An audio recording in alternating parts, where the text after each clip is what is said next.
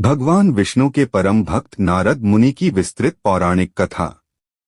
भूमिका। मंद विष्णु मंत्र। आकाशगंगा। ब्रह्मा की सृष्टि का दृश्य। बहुत पुरानी बात है, जब सृष्टि का आरंभ हुआ था। ब्रह्मा जी ने ध्यान से एक पुत्र उत्पन्न किया, नारद, जो ज्ञान, संगीत और भक्ति का प्रतीक बना। उनका लक्ष्य था तीनों लोकों में भ्रमण करके धर्म और भक्ति का प्रचार करना। नारद जी ब्रह्मचारी थे, उनके हाथ में था वीणा और उनकी वाणी से सदैव निकलता था नारायण नारायण। नारद मुनि की भक्ति और उनकी प्रतिष्ठा। वीणा की मधुर ध्वनि। नारद मुनि स्वर्ग, मृत्युलोक और पाताल में भक्ति का प्रचार करते हुए। नारद मुनि हर समय भगवान विष्णु का स्मरण करते रहते। वे स्वर्गलोक में इंद्र के पास, मृत्युलोक में ऋषियों के पास और पाताल लोक में भी भक्ति का संदेश देते। वे दैत्यों को भी धर्म की राह दिखाते। एक बार देवराज इंद्र ने कहा, नारद जी, आपके जैसा भक्त कोई नहीं। विष्णु भगवान भी आपको देखकर प्रसन्न हो जाते हैं। यह सुनकर नारद जी के मन में धीरे धीरे अहंकार का बीज अंकुरित होने लगा। अहंकार की शुरुआत। नारद सोचने लगे, मैं तो तीनों लोकों में घूमता हूँ, सभी मुझे सम्मान देते हैं। मैं विष्णु जी का सबसे प्रिय भक्त हूँ। यही अहंकार धीरे धीरे उन्हें अपनी भक्ति का केंद्र बना रहा था और भगवान विष्णु ने यह सब देख लिया। भगवान विष्णु की योजना। वैकुंठ धाम। भगवान विष्णु लक्ष्मी जी के साथ वार्ता करते हैं। विष्णु जी मुस्कुराकर, लक्ष्मी, नारद की भक्ति गहरी है, पर उसमें अब मैं का भाव प्रवेश कर गया है।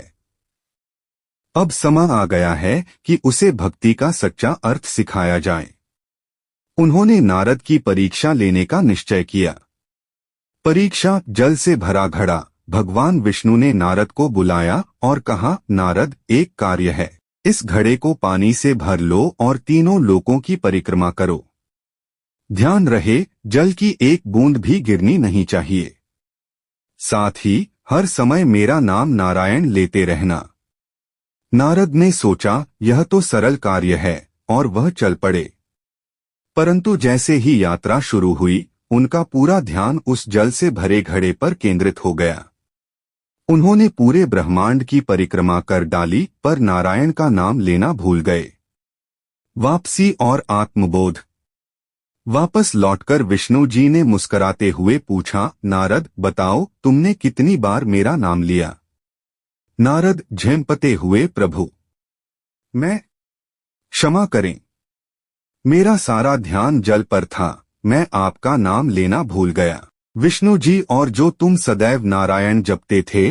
नारद को अपनी गलती का एहसास हुआ। वे सिर झुकाकर खड़े रहे। उनका गर्व चूर हो गया। सच्ची भक्ति का मार्ग। विष्णु जी, सच्चा भक्त वही होता है जो हर परिस्थिति में ईश्वर को स्मरण करे, चाहे कठिन कार्य हो या आसान। भक्ति में यदि मैं आ गया तो वह सेवा नहीं, प्रदर्शन बन जाता है। नारद जी ने फिर से अपने मन को शुद्ध किया। वे गहरे ध्यान में चले गए और सच्चे भाव से भगवान विष्णु का स्मरण करने लगे। नारद की पुनः यात्रा। अब वे जहां भी जाते, उनका स्वर और भी मधुर हो गया। नारायण नारायण का उच्चारण अब और गहराई से निकलता।